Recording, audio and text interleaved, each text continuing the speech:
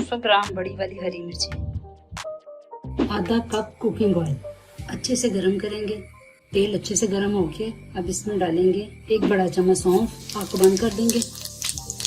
1 बड़ा चम्मच राई दाना, छोटी आधी चम्मच काली मिर्चें, छोटी आधी चम्मच हल्दी, 1 बड़ा चम्मच नमक,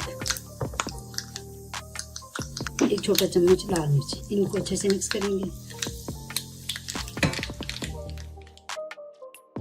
मिर्चों में 2 बड़े चम्मच सिरका डाल देंगे। बाकी का सारा मसाले वाला तेल भी डाल देंगे।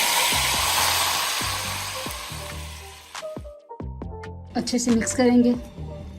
इसको 24 घंटे के लिए ढक के अच्छे से छोड़ देंगे तो ये खाने के लिए रेडी है। सारे अचार को बोतल में डाल दिए, अब इसको अच्छे से बंद करके रख देंगे।